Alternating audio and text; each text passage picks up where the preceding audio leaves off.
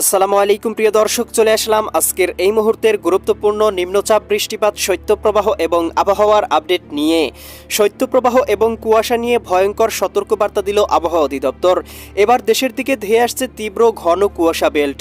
আগামী কয়েকদিনের মধ্যেই দুপুর পর্যন্ত সূর্যের দেখা মিলবে না একাধিক জেলায়। ইতিমধ্যেই রংপুর, রাজশাহী, খুলনা, ময়মনসিংহ এবং সিলেট বিভাগের অধিকাংশ জেলাতেই শেষ রাত থেকে ভোর পর্যন্ত তীব্র ঘন কুয়াশায় ঢেকে রয়েছে এবং উত্তর থেকে ধেয়ে আসা শৈত্যপ্রবাহের কারণে তাপমাত্রা নেমে গিয়েছে 10 ডিগ্রি সেলসিয়াসের কাছাকাছি। দক্ষিণ পশ্চিম বঙ্গোপসাগরে অবস্থিত লঘুচাপের প্রভাবে ভারতের তামিলনাড়ু এবং শ্রীলঙ্কার উপকূলবর্তী অঞ্চলগুলোতে ঝড়ো দমকা বাতাসের সাথে হচ্ছে ভারী পরিসরে বৃষ্টিপাত। তবে এর কোনো প্রভাব বাংলায় পড়ার সম্ভাবনা নেই বলে জানিয়েছে আবহাওয়াবিদরা।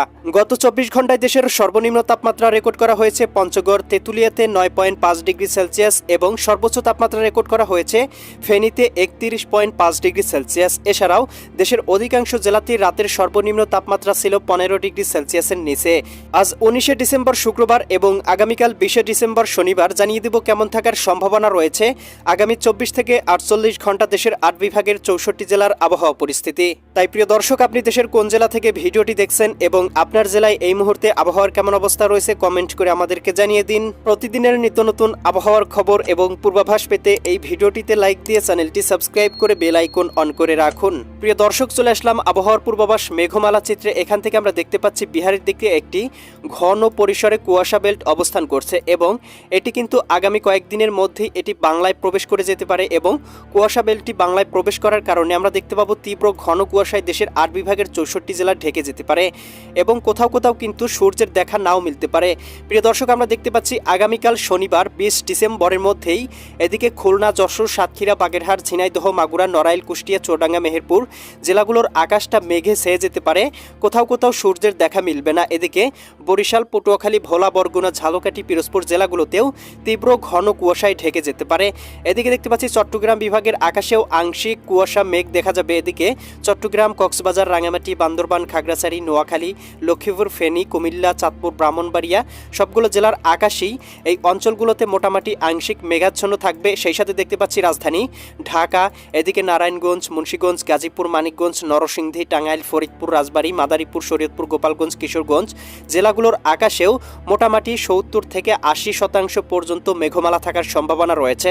সেই সাথে আংশিক মেঘলা থাকতে পারে ময়মনসিংহ, জামালপুর, শেরপুর, নেত্রকোনা জেলাগুলোতে এবং আংশিক ঘন কুয়াশা থাকতে পারে এদিকে রাজশাহী বিভাগের জেলাগুলোতে, রাজশাহী, সিরাজগঞ্জ, বগুড়া, পাবনা, নাটোর, নওগাঁ, চাঁপাইনবাবগঞ্জ, জয়পুরহাট জেলাগুলোতে। আমরা দেখতে পাচ্ছি সিলেট বিভাগের আকাশটা মোটামুটি পরিষ্কার দেখা যাচ্ছে, তবে কোথাও কিন্তু খুব একটা ঘন কুয়াশা না থাকলেও সকাল থেকে কোথাও কোথাও কিন্তু ঘন কুয়াশার দেখা মিলতে পারে। এদিকে রংপুর বিভাগে দেখতে পাচ্ছি এদিকে বিরামপুর, পীরগঞ্জ, এদিকে পঞ্চবিবি এই অঞ্চলগুলোর আকাশটা কোথাও কোথাও ঘন কুয়াশায় ঢেকে থাকতে পারে। এদিকে দেখতে পাচ্ছি নলডাঙ্গা এই অঞ্চলগুলোতেও আংশিক ঘন কুয়াশা থাকতে পারে।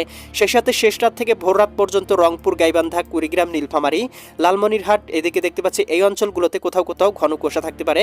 সেই সাথে ভারতের কলকাতা, খড়গপুর, চন্দননগর, আরামবাগ, মুর্শিদাবাদ, কাটোয়া, দুর্গাপুর, শান্তিপুর, বর্ধমান জেলাগুলোর আকাশেও ঘন কুয়াশার দেখা মিলবে। তবে উত্তরবঙ্গে ঘন কুয়াশার দেখাটা একটু কম মিলবে। তবে প্রিয় দর্শক, শেষ রাত থেকে সকাল পর্যন্ত ঘন কুয়াশা থাকতে পারে আসামের দিকেও। সেই সাথে আমরা দেখতে পাচ্ছি ভারতের ত্রিপুরা রাজ্যের এদিকে আগরতলা, রামপুর, উদয়পুর অঞ্চলগুলোতেও কোথাও কোথাও কুয়াশা থাকতে পারে। সেই সাথে কিন্তু প্রিয় দর্শক, এদিকে আমরা দেখতে পাচ্ছি সুন্দরবনের কোথাও কোথাও মেঘমালা থাকতে পারে এবং বঙ্গোপসাগরের গভীরে যে একটি নিম্নচাপ অবস্থান করছে এর প্রভাবে শ্রীলঙ্কার উপকূলবর্তী অঞ্চল সহ পুরো শ্রীলঙ্কা জুড়ে বৃষ্টিপাত হচ্ছে। ভারতের তামিলনাড়ু, এই অন্ধ্রপ্রদেশ উপকূলবর্তী অঞ্চলগুলোতেও কোথাও কোথাও আকাশটা মেঘলা এবং কোথাও কোথাও ঝড়ো দমকা হাওয়া প্রবাহিত হচ্ছে।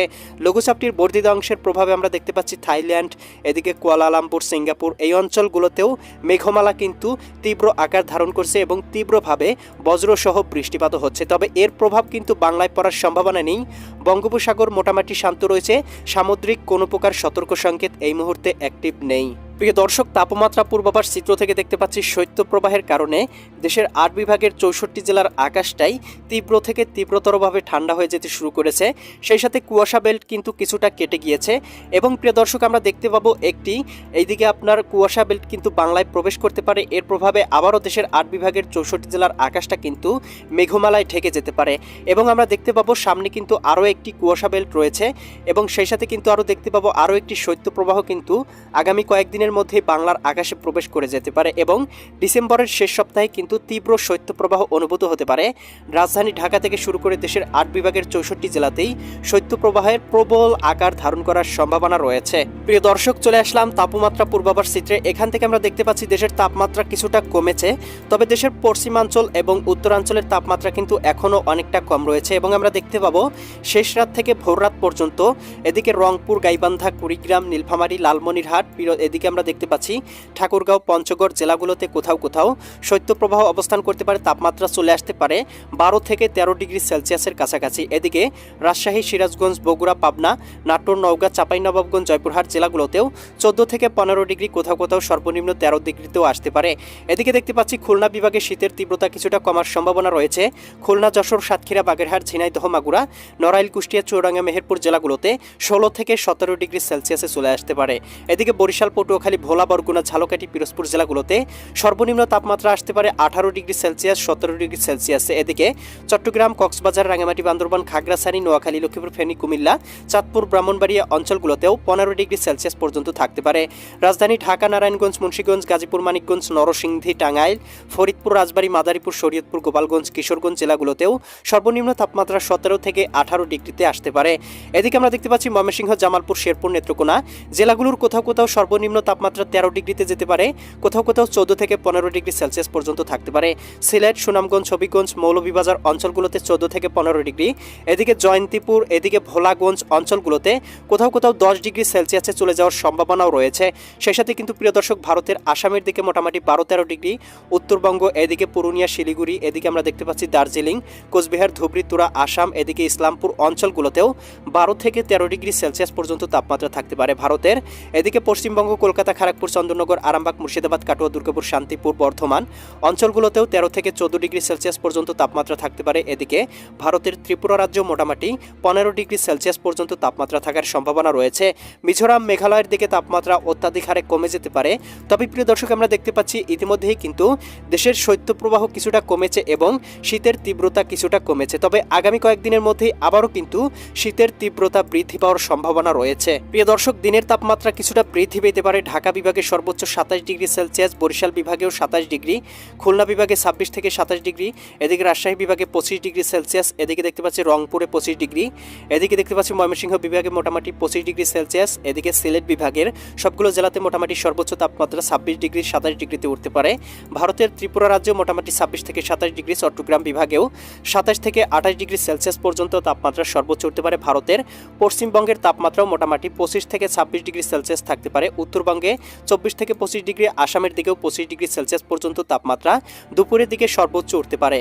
প্রিয় দর্শক, এই মুহূর্তের ইউরোপিয়ান ভূ উপগ্রহ স্যাটেলাইট চিত্র থেকে দেখতে পাচ্ছি হিমালয় থেকে ধেয়ে আসা শৈত্যপ্রবাহ বাংলার আকাশে প্রবেশ করেছিল এবং আরও একটি কুয়াশা বেল্ট কিন্তু বাংলায় প্রবেশ করতে শুরু করেছে এবং ইতিমধ্যেই কিন্তু আমরা দেখতে পাচ্ছি রাজশাহী বিভাগে কিন্তু এটি প্রবেশ করতে শুরু করে দিয়েছে এবং এই কুয়াশা বেল্টের কারণে প্রিয় দর্শক, আমরা দেখতে পাবো আগামীকালকের মধ্যেই রাজশাহী, সিরাজগঞ্জ, বগুড়া, পাবনা, নাটোর, নওগাঁ, চাঁপাইনবাবগঞ্জ, জয়পুরহাট জেলা সহ এদিকে ময়মনসিংহ বিভাগ, সিলেট বিভাগ, ঢাকা বিভাগ থেকে শুরু করে এদিকে খুলনা, বরিশাল, চট্টগ্রাম বিভাগ সহ রংপুর বিভাগের আকাশটা কিন্তু মেঘমালায় ঢেকে যেতে পারে।